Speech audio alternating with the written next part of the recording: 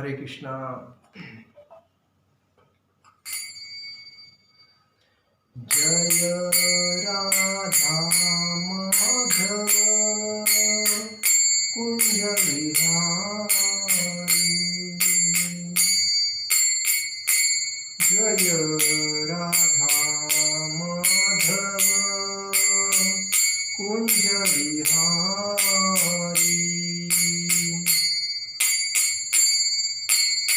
गोपीजना वल्लभ गिरिवरधारी।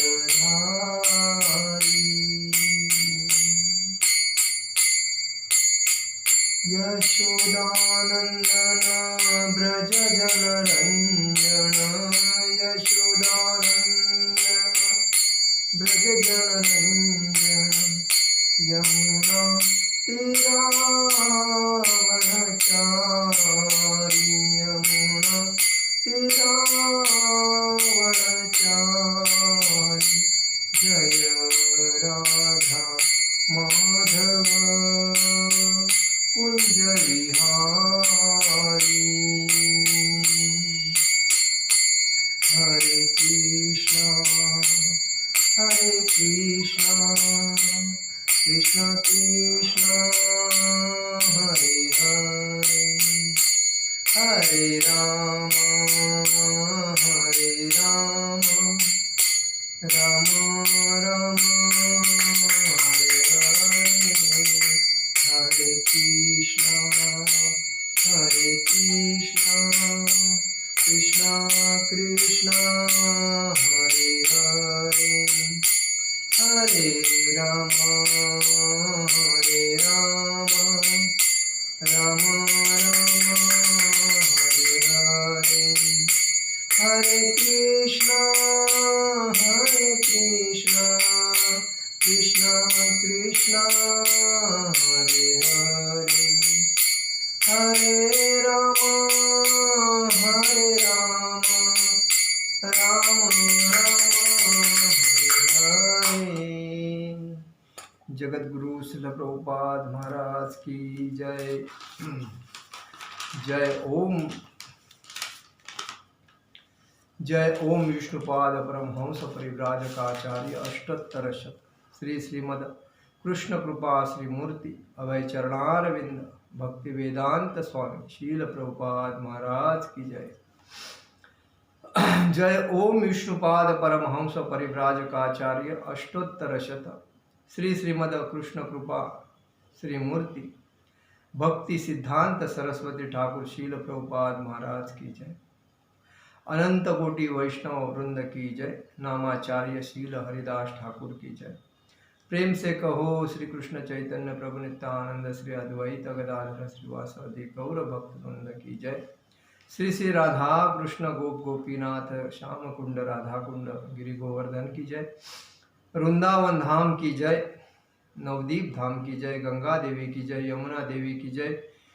तुलसी महारानी की महादेवी की माते की जय। भक्ति देवी की जय। हरिनाम संकीर्तन की जय। गौर प्रेमानंद हरि हरि बोल। समवेद भक्त वृंद की जय। समवेद भक्त वृंद की जय। समवेद भक्त वृंद की जय। श्री श्री गुरु गौरांग की जय। ओम अज्ञानतिमिरान्धस्य ज्ञानाञ्जनशलाकया चक्षुरुन्मीलितेन तस्मै श्री गुरुवे नमः। श्री चैतन्य मनोभीष्ट स्थापितेन भूतले स्वयं रूप कदा मद तदाति स्वपदान्तिकम्। वन्देह श्री गुरु श्री ऊतपदकमल श्री गुरु वैष्णवांच श्री रूप सागर जात सहगण रघुनाथान्वित संजीवम साद्वैत सावधूत परिजन सहित श्री कृष्ण चैतन्य देव श्री राधा कृष्ण पादान सहगण ललिता श्री विशाखान्वितांच। हे कृष्ण करुणा सिंधु दीन बंधु जगतपते गोपेश गोपिका कांत राधा कांत नमोस्तुते। तप्त कांचन गौरांगी राधे वृंदावनेश्वरी विशुभानुसुते देवी प्रणमामि हरिप्रिय। वाञ्छाकल्पतरुभ्यश्च कृपा सिन्धुवे भवच पतितानां पावनेभ्यो वैष्णवेभ्यो नमो नमानन्तकोटि वैष्णववृन्द की जय। नमो विष्णुपादाय कृष्णप्रेष्ठाय भूतले श्रीमते भक्तिवेदांत स्वामी इति नामिने नमस्ते सारस्वते देवे गौरवाणी प्रचारणे निर्विशेष शून्यवादी पाश्चात्य देश तारणे। जय श्री कृष्ण चैतन्य प्रभु नित्यानंद श्री अद्वैत गदाधर श्रीवासादि गौर भक्त वृंद। हरे कृष्ण कृष्ण कृष्ण हरे हरे, हरे राम राम राम हरे हरे। हरे कृष्ण कृष्ण कृष्ण हरे हरे, हरे राम राम राम हरे हरे। जगत गुरु शिल प्रभुपाद महाराज की जय। परम पूज्य लोकनाथ स्वामी महाराज की जय। निताय गौर प्रेमानंद हरि हरि बोल। हम लोग भक्ति रसामृत सिंधु इस अध्याय के ऊपर बात करेंगे। पिछले टाइम हम लोग बात किया था, आज बात करेंगे। इस प्रसंग में सुखदेव स्वामी भागवतम में कहते हैं, 6वें अध्याय में 2 श्लोक, अजामिल की कथा कहते हैं। जो अजामिल था एक ब्राह्मण थे, लेकिन उन्होंने जब रास्ते से गुजर रहे थे तो गार्डन में 2 प्रेमी युगल अपने गले में गले डाल के बैठे थे और प्यार का आनंद ले रहे थे। तो उनके वो भक्त होने के बाद उनके दिमाग में वो जो उन्होंने जो देखा वो बारंबार आने लगा, और बारंबार आने के बाद वही उन्होंने एक वेश्या के साथ अपने संबंध प्रस्तावित किए और उनसे उनको बच्चा हुआ। उसी के बारे में हम लोग बात करेंगे। अजामिल की कथा सुनते ही जिसने एक अच्छे कर्तव्यनिष्ठ ब्राह्मण के रूप में अपना जीवन शुरू किया था। अजामिल कौन था? एक ब्राह्मण था, और वो ब्राह्मण के कर्तव्यनिष्ठ ब्राह्मण था। किंतु जवान होने पर वह एक वेश्या द्वारा पूरी तरह भ्रष्ट बन गया। तरुण होने के बाद एक वेश्या के जाल में फंस के वो भ्रष्ट बन गया। अपने भ्रष्ट जीवन के अंतिम समय नारायण कृष्ण के नाम लेने मात्र से पापी होते हुए भी वो बच लिया गया। मतलब वो जो उस वेश्या के साथ उसने संग किया था, उस संग से उसको एक बच्चा हुआ था। उस बच्चे का नाम उसने नारायण रखा था। और उस नारायण रखने के बाद जब वो बीमार पड़ गया, उसको हाथ पैर चलने का बंद हो गया, और बीमार पड़ने के बाद उसने भगवान का नामस्मरण किया तो उसको याद नहीं था, लेकिन उसने अपने बच्चे का नाम नारायण रखा था। उनके घर पे जो साधु संत आए थे उन्होंने बोला था अगर आपको बच्चा हुआ तो उसका नाम नारायण रखो। तो उस बच्चे का नाम उन्होंने नारायण रखा। तब अंतिम टाइम पे जब वो बेड पे था, लास्ट स्टेप पे, तभी उन्होंने अपने बच्चों को पुकारा, ए नारायण इधर आओ, ए नारायण इधर आओ। तो ये नारायण जो नाम है ये भगवान का नाम है। तो मरते वक्त जो आदमी भगवान का नाम स्मरण करता है तो उसको भगवान के धाम में जाने को मिलता है। यही उसने अपने बच्चे का नाम नारायण रखा। तभी वो मरने के टाइम पे बच्चे का नाम लिया, इसीलिए विष्णु पार्षद उनको लेने को आए। और उसमें विष्णु पार्षद और यमराज पार्षद, इनकी दोनों में टकरा टकरी हो गई, क्योंकि ये पापी था, इसने पाप भी किया था वेश्या के साथ संग करके। तो जब उसने नारायण नाम जब लिया तभी विष्णु पार्षद उसको लेने के लिए आए। तो बाद में वो विष्णु धाम मतलब भगवत धाम में गए। तो उसके ऊपर ये बताया गया। तो सुखदेव गोस्वामी कहते हैं, संकेत करते हैं कि पाप कर्मों के प्रतिकार के लिए तप दान तथा कर्मकांड संस्तुत विधिया है। पाप कर्मों के प्रतिकार के लिए क्या अनुदान है?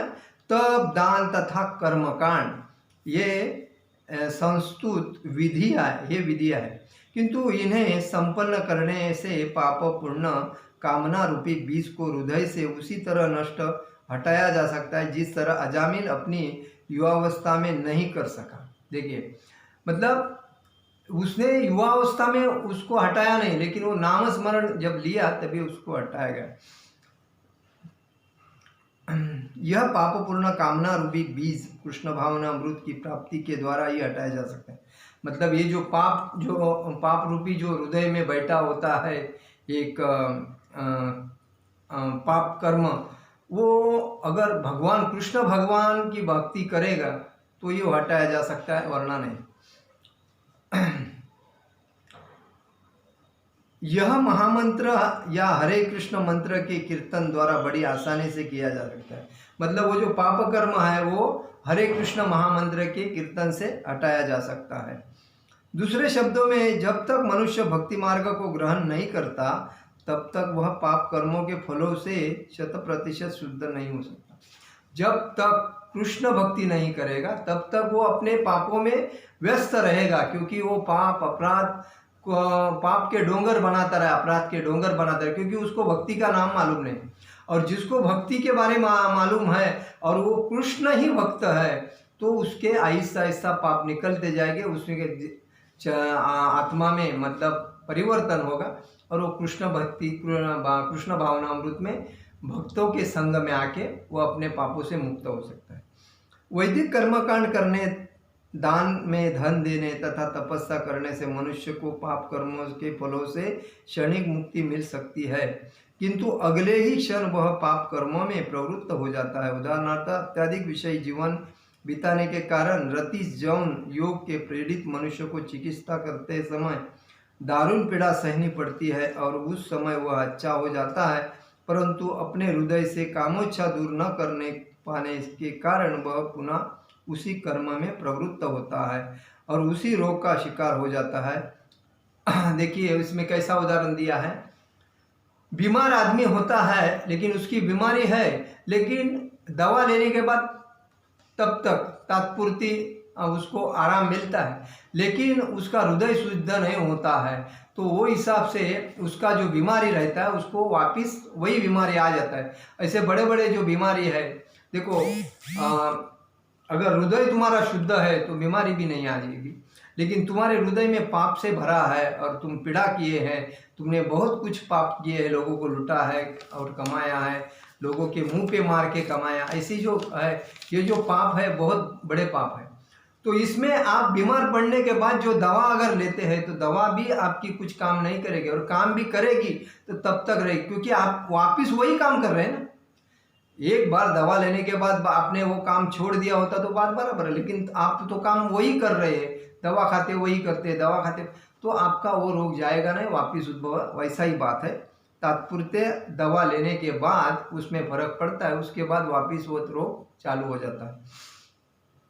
अतएव चिकित्सा द्वारा ऐसे रीति जीवन रोग के कष्ट से क्षणिक आराम मिल सकता है, किंतु जब तक उसे यह समझ की शिक्षा नहीं दी जाती कि जीवन निंदनीय है, तब तक उसे ऐसे बार बार होने वाले कष्ट से नहीं बचाया जा सकता। मतलब उसको कष्ट सहन करना पड़ेगा, जब तक वो सुधरेगा नहीं, वो भक्ति में आएगा नहीं, उसका शुद्ध आत्मा नहीं होएगा, तब तक वो जुने बीमारी में पड़ा रहेगा और बार बार तकलीफ सहता रहेगा। इसी प्रकार वेदों में वर्णित कर्मकांड, दान तथा तपस्या मनुष्य को कुछ काल के लिए पाप कर्म से रोक सकती है। क्या क्या? वर्णित कर्मकांड, दान, अन्य तपस्या। लोग देखो बहुत पाप करते हैं और पाप करने के बाद उस पाप से मुक्ति पाने के लिए लोग किसी मंदिर को दान देंगे, थोड़ा किसी का बच्चों को थोड़ा दान दे रहे हैं, लेकिन आपने पाप इतना कमाया है, डोंगर पहाड़ के पहाड़ बनाए हैं पाप के, और थोड़ा सा उसमें से दान देने से पहाड़ थोड़ा खलास होएगा, उतना उसको आराम मिलेगा। लेकिन तुम कमाते कितने हो और तुम दान कितना करते हो, ये समझना चाहिए। आदमी ने जो उत्पन्न करता है उसमें से 4 भाग करने चाहिए। एक परिवार चलाने के लिए, दूसरा सेवा करने के लिए, जो ब्राह्मण वैष्णव या भक्त उनकी सेवा करने के लिए, तीसरा अपना बैंक बैलेंस के लिए जो बैलेंस रहता, और चौथा जो रहता है वो अपने खर्चा के लिए रखना चाहिए। तो ये जो समांतर रहेगा तभी वो आदमी सुख से जिएगा।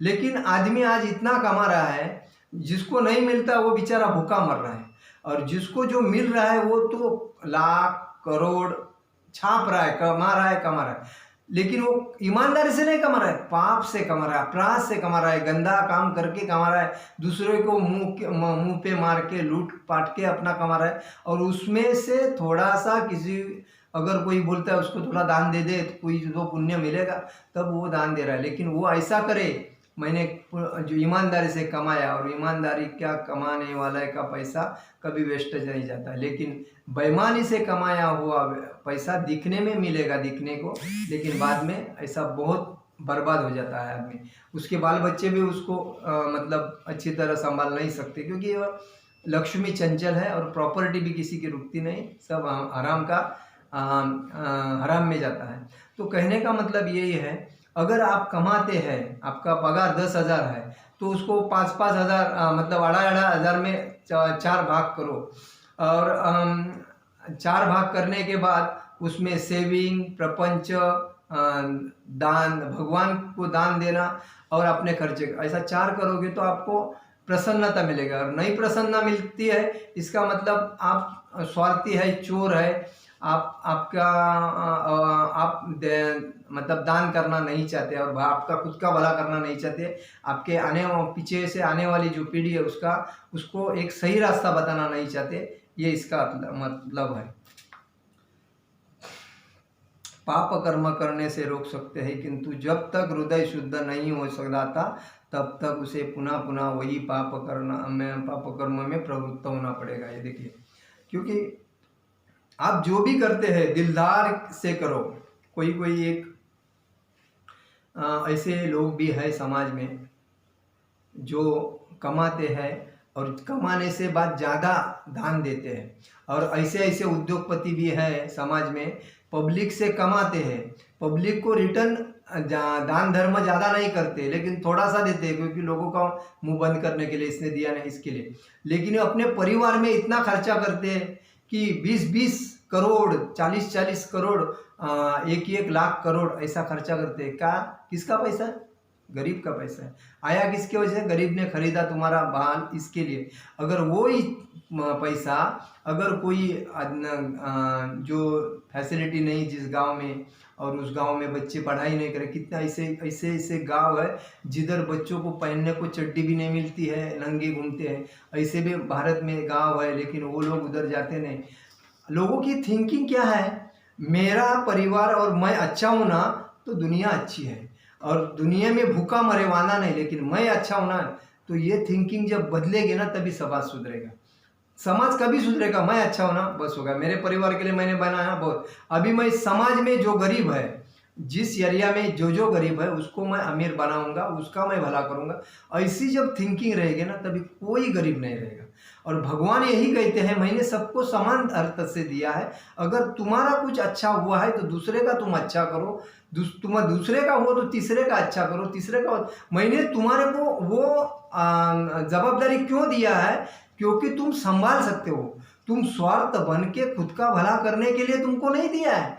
लेकिन लोग किधर समझते हैं? लोग बोलते हैं जब तक है तब तक कमाओ, आगे का किसने सोचा है? लेकिन जाने के टाइम पे कंधे पे जाते हैं ना, तभी यही सोचते हैं राम नाम सत्य है, तभी उनको याद आता है, तभी वो सुनने के लिए और देखने के लिए नहीं रहते हैं, वो सब चला जाते हैं, और वो पुनरच जन्म पुनरच मरण इस चक्र में फंसे रहते हैं। वापिस किधर गंदे नाली का कीड़ा बन के वो जन्म लेते हैं, क्योंकि उन्होंने जन्म में पूरा पाप ही किया है, पुण्य किया ही नहीं है। तो उस बेसिस पे आदमी को ये समझना चाहिए, मैं क्या कर रहा हूँ, मेरे पास अगर है तो मैं ये वेस्टेज क्यों करूँ? मैं सबका भला करूँ, दूसरे को आसरा दे, दूसरे को रोजगार दूँ, दूसरे का भला करूँ। और ऐसे गांव ढूंढे कि जिधर जिनको बच्चे को कुछ नहीं मिलता, वैसे बच्चों को एक उनका फ्यूचर बनाने के लिए काम हो, ऐसा कुछ करे तो वो सेवा है। तो श्रीमद् भागवतम में दिया गया है दूसरा उदाहरण उस हाथी का, जो सरोवर में घुस के ठीक से स्नान करता है, मतलब पानी में जाके, नदी में जाके, तालाब में जाके, कुंड में जाके वो नहाता है, और वापिस वो नहाने के बाद एकदम शुभ्र होने के बाद जब बाहर आता है तो वापिस मट्टी अपने चोंड से उठा के अपने बदन पे ले लेता है। वही बात है पापी मनुष्य का। पुण्य करने को जाता है, पुण्य करने के बाद वापिस पाप करता है, लेकिन उधर ही स्टॉप करे वो ठीक है, लेकिन पुण्य करने के बाद जो पाप करते थे, उसी उदाहरण दिया है हाथी का। सरोवर में घुस कर ठीक से स्नान करता है और अपने शरीर को भली भांति साफ करता है, किंतु वह बाहर निकलकर तट पर पहुंचता है तो पृथ्वी से थोड़ी दूर उठाता है और अपने शरीर के ऊपर डाल देता है। इसी प्रकार व्यक्ति कृष्ण भावनामृत में प्रशिक्षित नहीं होता, वह पाप कर्मों की कामना में पूरी तरह से मुक्त नहीं हो सकता है। मतलब जो कृष्ण भावना में नहीं है वो पाप कर्मों से कभी भी मुक्त नहीं होगा। मनुष्य ने न तो योग से, न दार्शनिक चिंतन ज्ञान से और न सकाम कर्मों से अपने को पापपूर्ण कामनाओं के बीच से बचा सकता है। केवल भक्ति में लग कर ही ऐसा किया जा सकता है। देखिए, मनुष्य में योग, दार्शनिक चिंतन या ज्ञान से नहीं बना भक्ति से मुक्त हो सकता है। वो खाली भक्ति करके ही मुक्त हो सकता है, बाकी कुछ नहीं। उसके पास ज्ञान हो, चिंतन करे, ज्ञान कमाए, योग करे, वो मुक्त नहीं हो सकता। भागवतम में 4 अध्याय में 22वां श्लोक में एक अन्य साक्ष्य है, जिसमें संत कुमार कहते हैं, हे राजन, मनुष्य का मिथ्या अहंकार इतना प्रबल होता है कि वह उसे इस जगत में उसी तरह रखता है। देखिए, ये आदमी ऐसा क्यों बनता है, अहंकार। ये जो युगो है, आज ये कलयुग इतना बढ़ रहा है, इसका मतलब क्या, युगो हर आदमी अपने स्वार्थ के लिए कुछ ना कुछ करता रहता है। निस्वार्थ भाव से कोई भी काम नहीं करता है। जब स्वार्थ रहता है उसको अहंकार रहता है, मेरे को कुछ पद मिले, मेरे पास थोड़ा पैसा आवे, मैं कुछ करूं, मैं इससे बड़ा हूं, मेरे पास गाड़ी आवे, गाड़ी के बाद बंगला अच्छा रहे, और मेरे पास नौकर चाकर काम करे, और मैंने जो बोला उसका आदेश सब पालन करे। ये जो अहंकार, मैं ये मैं जो है, ये मैं अहंकार है।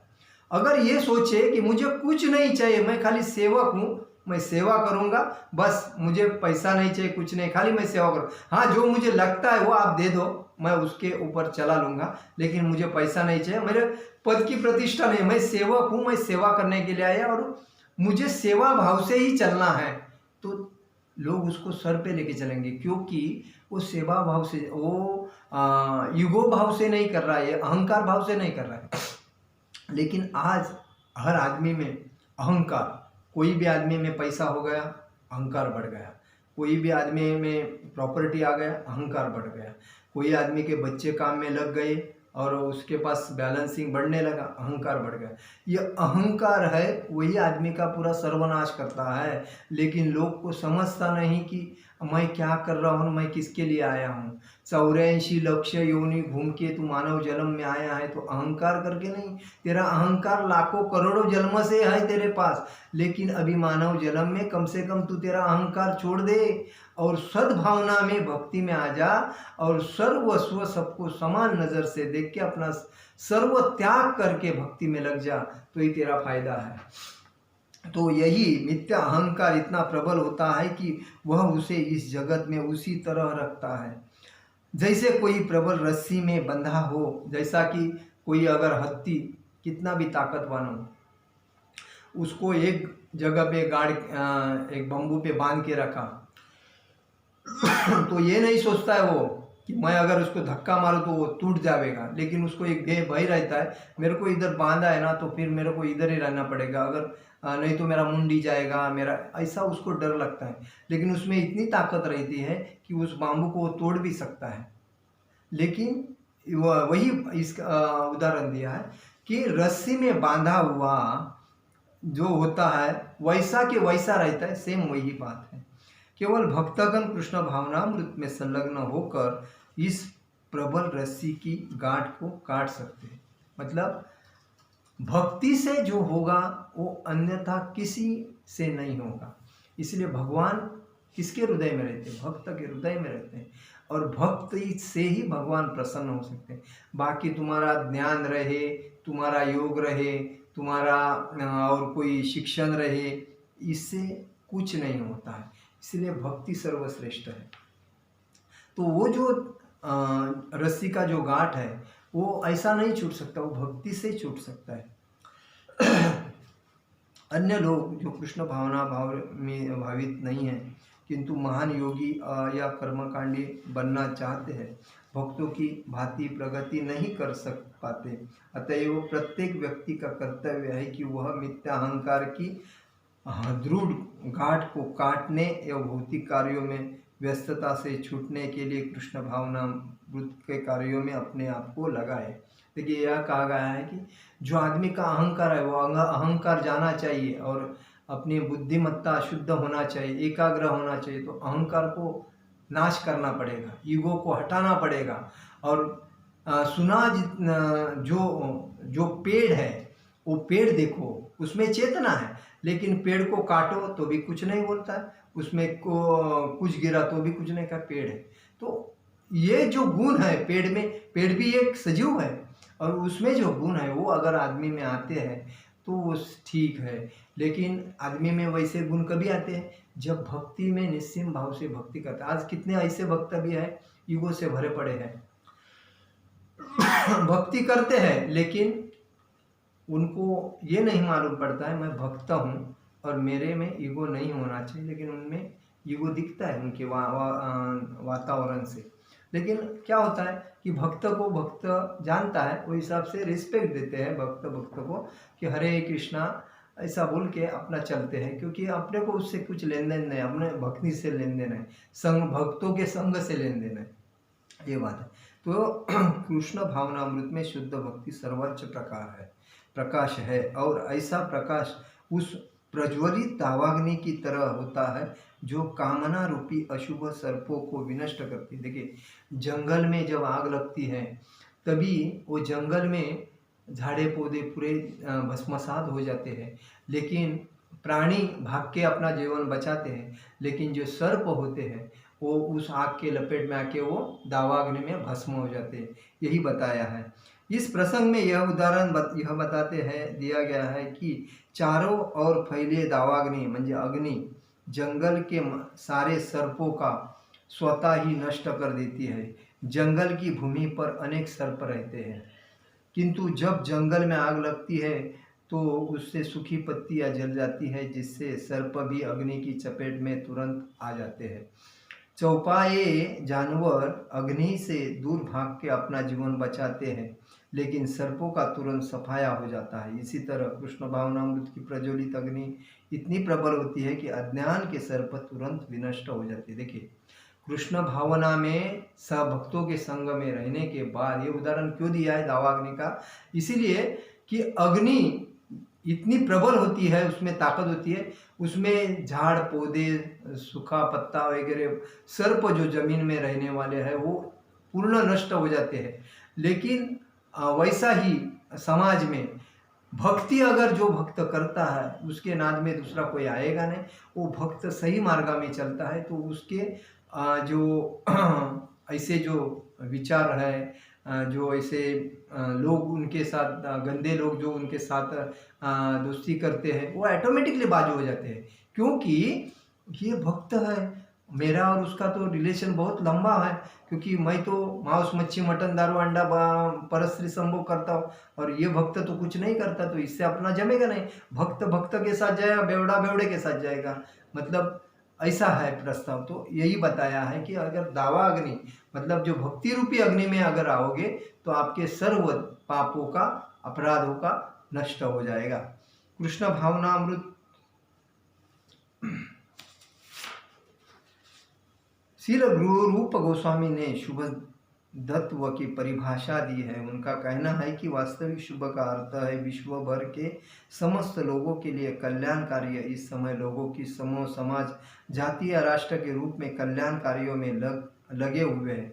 यहाँ तक कि विश्व सहायता कार्य के लिए संयुक्त राष्ट्र द्वारा भी प्रयास हो जा रहा है, किंतु सीमित राष्ट्रीय कार्यों के दोषों के कारण सारे विश्व के लिए ऐसे सामूहिक कल्याण कार्यक्रम व्यावहारिक रूप से संभव नहीं है। किंतु कृष्ण भावनामृत आंदोलन इतना उत्तम है कि यह संपूर्ण मनुष्य जाति को सर्वोच्च लाभ पहुंचा सकता है। इस आंदोलन के प्रति प्रत्येक व्यक्ति आकर्षित हो सकता है और इसके फल को चख सकता है। इसीलिए रूप गोस्वामी तथा अन्य विद्वान एक मत है कि सारे विश्व में भक्तिमय कृष्ण भावनामृत आंदोलन के लिए व्यापक विज्ञापन कार्यक्रम सर्वोच्च मानव कल्याण के कार्य है। देखिए मानव का सर्वोच्च कल्याण कार्य अगर कोई है तो कृष्ण भावनामृत संकीर्तन प्रवचन आणि प्रचार, क्योंकि बाहर देश के लोगों ने इसको जब प्रभुपाद से जब सीखा कि भक्ति क्या चीज़ है, उन्होंने अपने आत्मसात किया, अपने लोगों को उन्होंने उसके अंदर ले लिया। पूरे देश भक्तिमय हो गए, परदेश और जिनको भक्ति के बारे में कुछ जानकारी नहीं।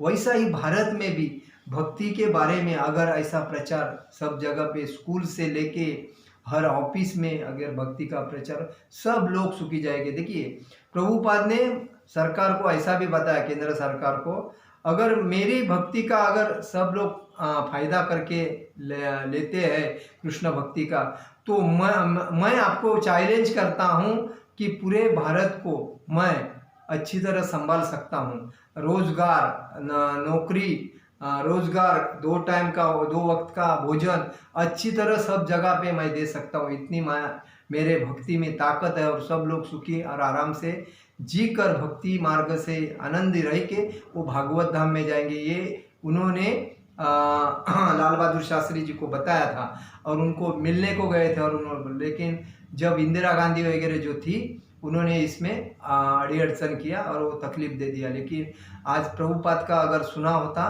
तो ये मुश्किल आती नहीं थी, क्योंकि प्रभुपाद ने अच्छे अच्छे विचार, प्रभुपाद ने ऐसे विचार रखे थे कि दुनिया का मतलब दुनिया में गरीबी नाम का चीज़ नहीं रहेगा, और दूसरी बात कोई गरीब भीख मांगेगा नहीं और कोई अन्न के लिए तड़पेगा नहीं, क्योंकि उसमें जो ज्ञान है वो भक्ति का है, कृष्ण भक्ति है। इसका मतलब 2 टाइम खाना पीना खा के, कपड़ा लत्ता अच्छा तरह पहन के, हरे कृष्ण महामंत्र बोल के अपना जीवन आनंद से गुजारेगा। उधर पढ़ाई आएगी, जॉब आएगी, भक्ति आएगी और समाज शुद्ध, पारदर्शक और एक अनिष्ठ, एक भक्ति मतलब एक विष्णु भक्त हो जाएगा, कृष्ण भक्त हो जाएगा। इतना प्रभुपाद ने उसको बताया, लेकिन उन्होंने उस टाइम सुना नहीं, क्योंकि उनको हिंदू, मुस्लिम, सिख ये जो चक्कर था उसमें समाज को बांटना था और समाज की वाताहत लगा के स्वार्थ का फायदा करना था खुद का। इसीलिए उन्होंने ये प्रभुपाद का जो बात है माना नहीं, और आज ये समाज भोग रहा है उसकी बात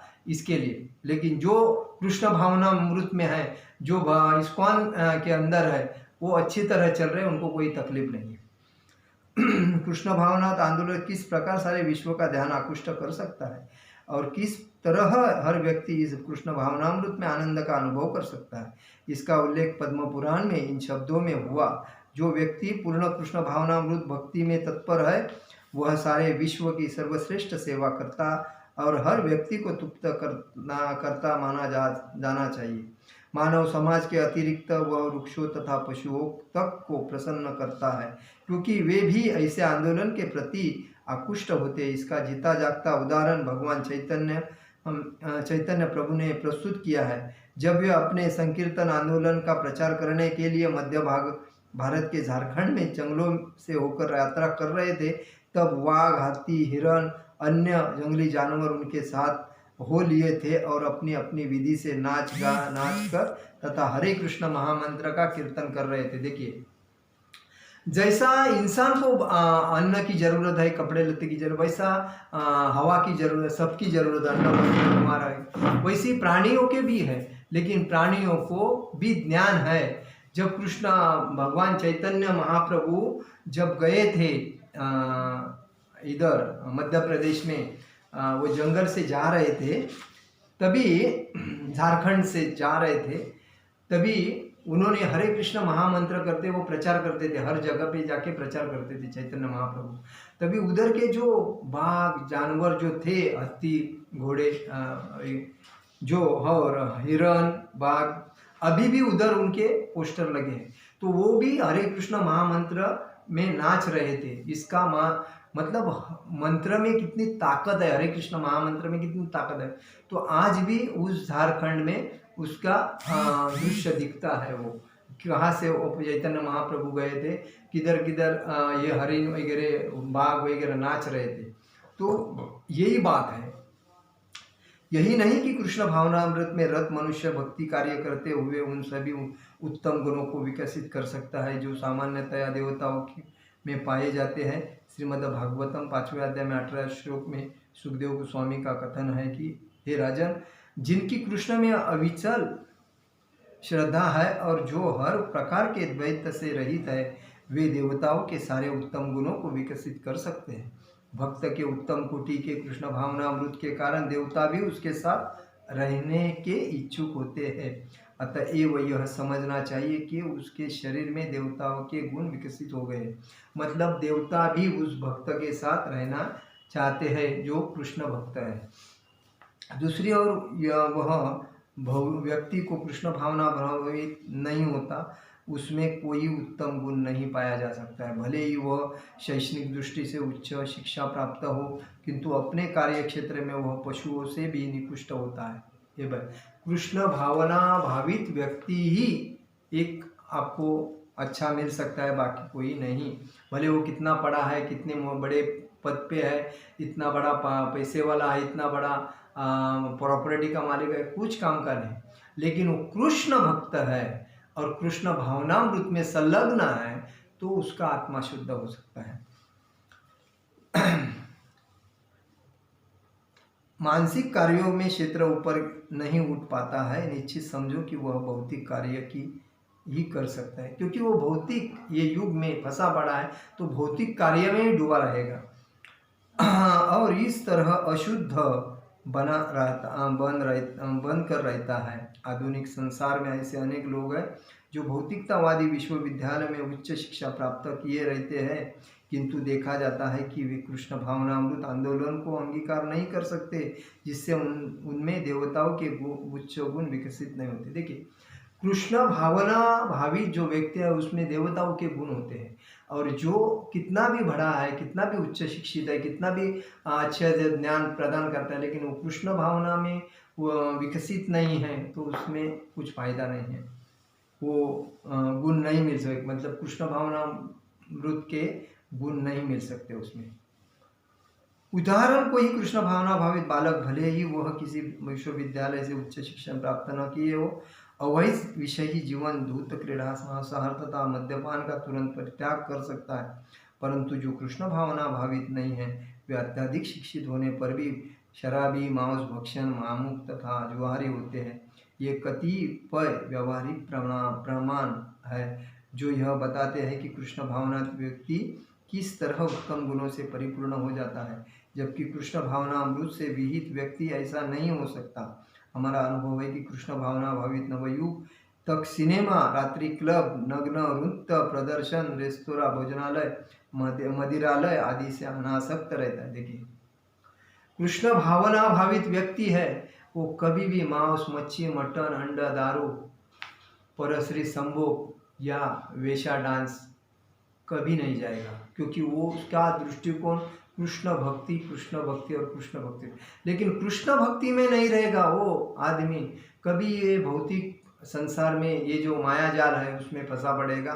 मांस खाएगा, मच्छी खाएगा, अंडा खाएगा, परश्री संभोग करेगा, जुआ खेलेगा, और जो डांस बार है उसमें जाएगा और अपने जीवन की मजा लुटेगा। जितना पाप के डोंगर अपने सर पे थाप के लेगा और अपने जीवन की मतलब दुर्दशा करेगा।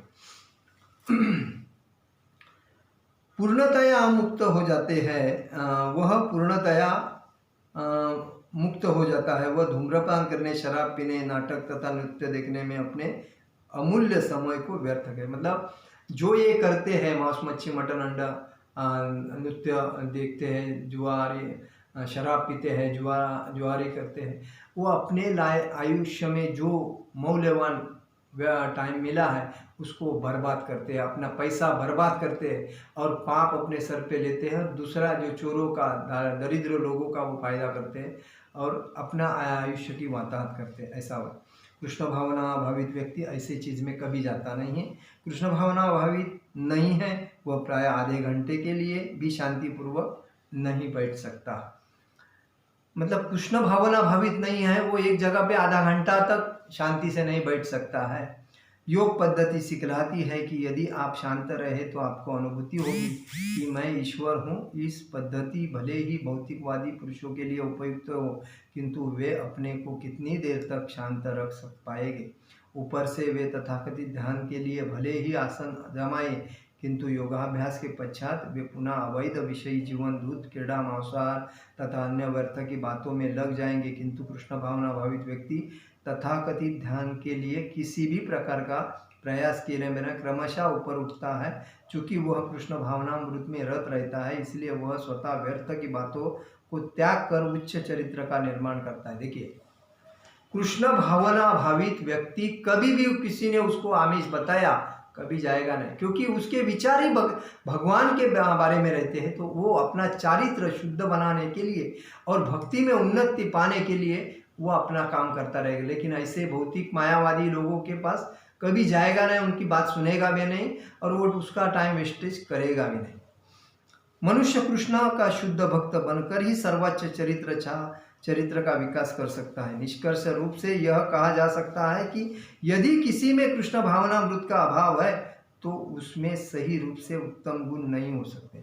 अगर कृष्ण भावना भावित उसमें नहीं है तो उसमें उत्तम गुण नहीं सकते। अगर कृष्ण भावना भावित है तो उसमें उसका आत्मा शुद्ध रहेगा, उसके गुण शुद्ध रहेंगे और वो कृष्ण भौतिक युग में फंसे हुए ये गंदे लोगों के साथ कभी जाएगा नहीं। इसीलिए हम लोग बोलते हैं कि कृष्ण भावना ये पाप मुक्त करने वाली भक्ति है।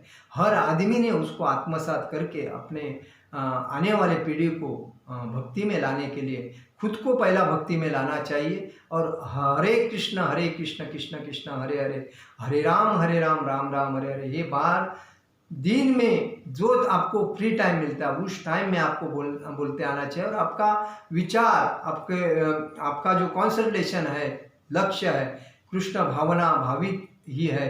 और इधर उधर आपको किसी ने बुलाया बापू की भक्ति में चलो, बापू का प्रवचन है, महाराज उधर ये बाबा के पास चलो, ऐसा कभी जाना नहीं चाहिए। क्योंकि ये सब फसवेगिरी है और लूट कर खाने का धंधा है उन लोगों ने मांडा है। लेकिन वो भक्ति नहीं, भक्ति के नाम पे कलंक है। और इसमें अंधश्रद्धा अज्ञान लोग जो रहते हैं वो फंसते हैं, अपने आयुष्य की वाट लगा के अपना पैसा वेस्ट करके अपना टाइम भी वेस्ट करते हैं और गलत रास्ते पे जाके पछतावा करते हैं। तो उसका वो उनको भोगना पड़ता है। तो इसीलिए कृष्ण भक्ति श्रेष्ठ है। कृष्ण भक्ति में आओ, अपने आयुष्य का भला करो और आनंद से जियो। हरे कृष्ण कृष्ण कृष्ण हरे हरे, हरे राम राम राम हरे हरे। जगत गुरु श्रील प्रभुपाद महाराज की जय, परम पूज्य लोकनाथ स्वामी महाराज की जय। निताय गौर प्रेमानंदे, हरि हरि बोल।